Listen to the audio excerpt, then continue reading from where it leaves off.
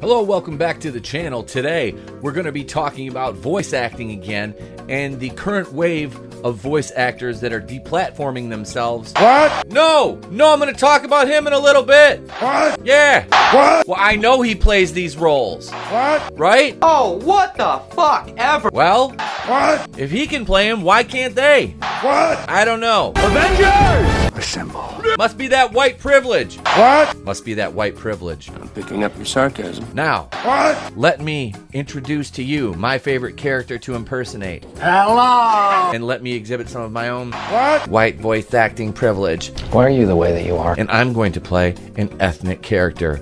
Because that's what heroes do. I hate so much about the things that you choose to be. Cleveland, What? take it away. And I had sex with your mother last night, and I'm angry enough to say monkeys roll the footage.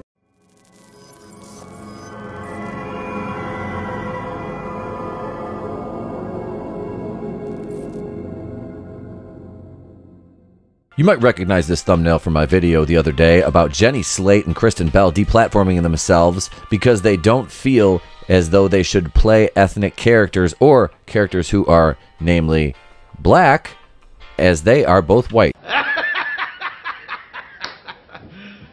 You serious? Jenny Slate was the first to go. She resigned from the Netflix show Big Mouth, citing her character's race. Kristen Bell resigned from the Apple TV show Central Park because she played a mixed race character. Lo and behold, Mike Henry will no longer play Cleveland Brown. And let me fill you in on the reason why, if you hadn't guessed already by the title of this video, because he's white and he's playing a character that is a person of color, or a black person. That's much more comfortable to say. But Cleveland isn't the only character that Henry voices. No, he also voices Rollo, Cleveland's stepson. Hey,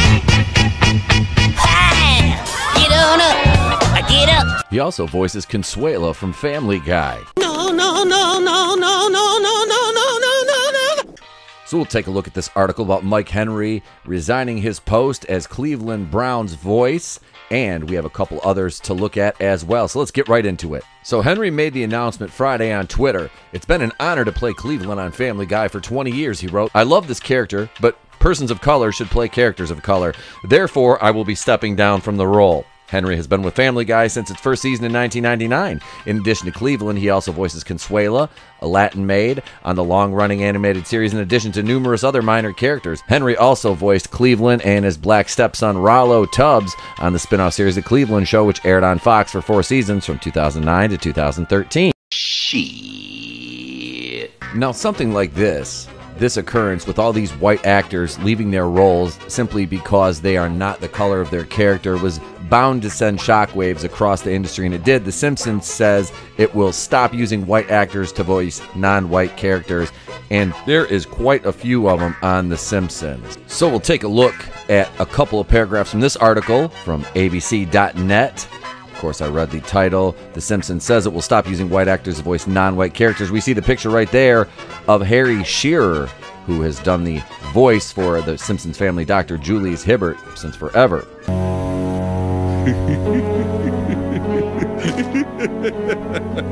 The Simpsons is ending the use of white actors to voice non-white characters, the producers of the animated comedy say.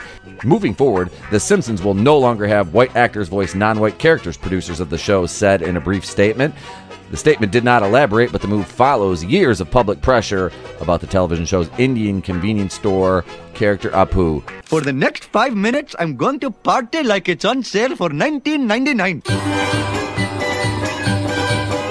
Who is voiced by Hank Azaria. Azaria said earlier this year that he would no longer play the character, which has been criticized as a negative portrayal of Indian Americans. He has also voiced the characters of Black Police Officer Lou. It's always made me feel like a man, you know? Now all I got is my enormous genitals. In addition, Azaria has also done the voice of Black Power Plant employee Carl Carlson. Homie, you're making us a little bit uncomfortable. Relax, big guy. He's just doing this for his art.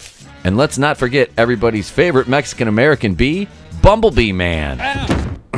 A powerful tidal wave in Kuala Lumpur has killed 120 people. Hey, Chihuahua! Whoa, whoa, whoa! And I want to talk a little bit more about an article written about Apu from 2018 here, but to do that, we have to go back. Marty!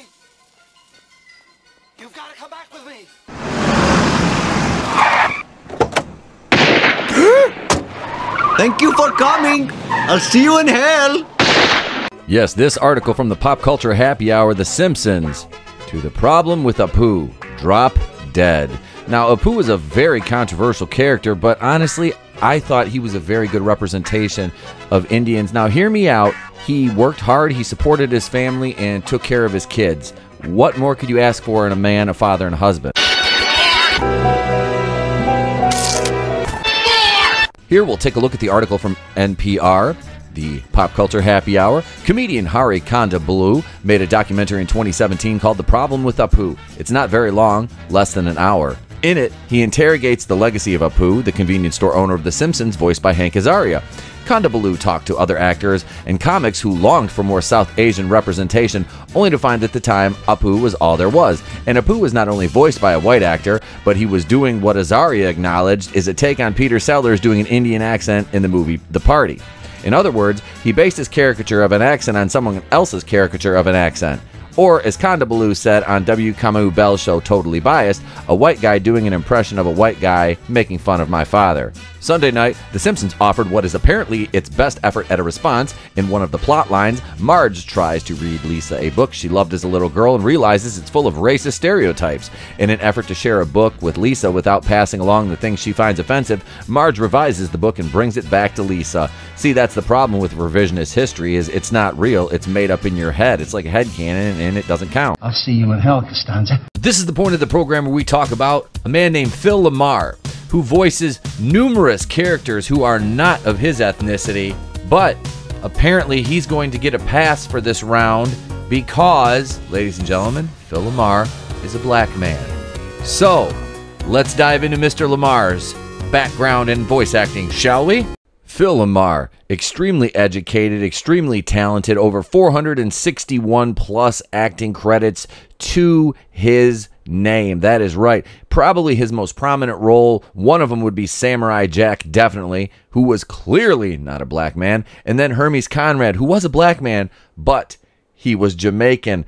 Now, I ask you, where do you draw the line with these characters and who these actors can play? Now, Lamar is black, but is he Jamaican? There's a difference between regions and where you're from. It goes the same with any race or ethnicity.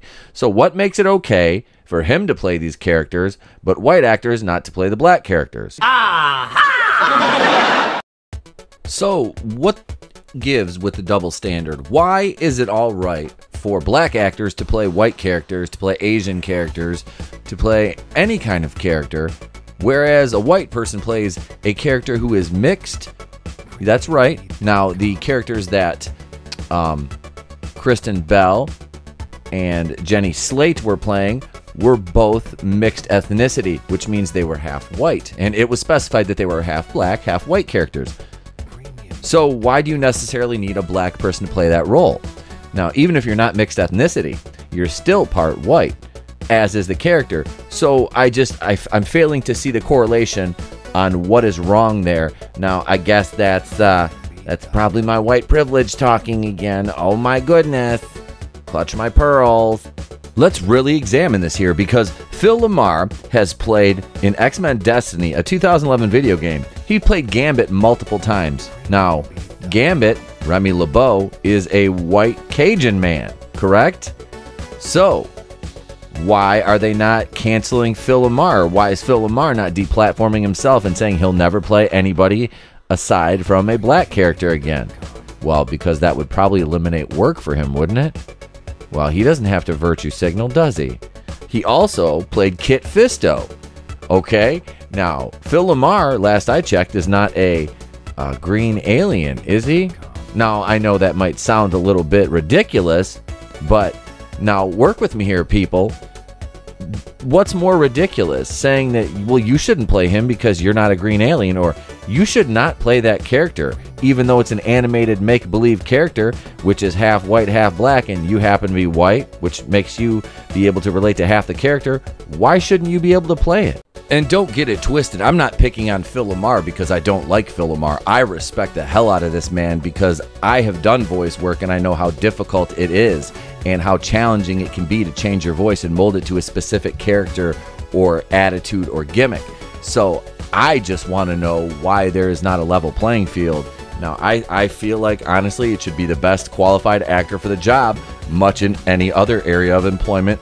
But the reason right now that you've got Harry Shearer, Hank Azaria, Jenny Slate, and Kristen Bell all quitting jobs is because the socio-political climate right now and the stress between the races based on things that are going on outside of the world of entertainment. And that has led to a lot of virtue signaling on part of these white actors.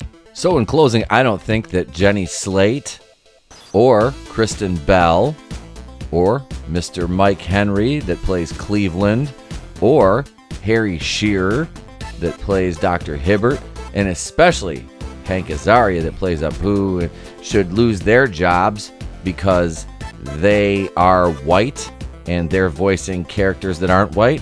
That's some snowflake, soft-ass baby-back, blue checkmark, blue-haired, whining-ass Karen bullshit from Twitter. Let's be honest, the average celebrity blue check mark on Twitter has the IQ of a vegan soy beef patty. Exactly. Let that sink in. So it's mostly woke shit. What do we do when we hear woke shit?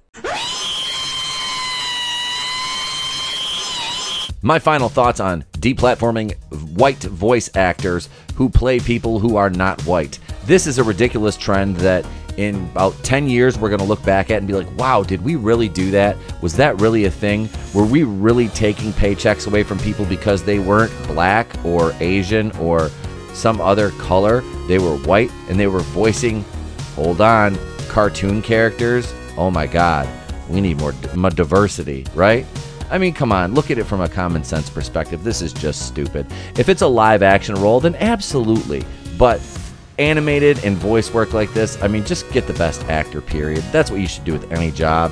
So, I don't know. Let's take this thing home, shall we, guys? Leave your thoughts in the comments below. Here's where you can find us all across social media at TB2BR on Instagram, the Place to Be Reviews page on Facebook, the official Place to Be Reviews fan page, that's our private group, at the Place to Be RE1, at N80 Pete on Twitter, past podcast available on Anchor, iTunes, and Spotify, and now the Place to Be Reviews on Discord. You can also email us if you're old-fashioned, okay boomer, at theplacetobereviews@mail.com, the world's best mail.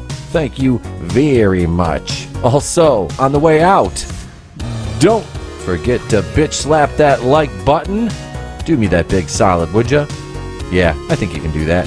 Also, hail the Fandom Menace. Hail to thee, my subscribers. If you haven't subscribed yet, please consider doing so. Help us grow the channel. Hail the Fandom Collective, a group which we are proud members of now. We'll be working with them on a lot of collaborations in the near future. And I'd like to personally thank you all for joining the Place to Be Reviews.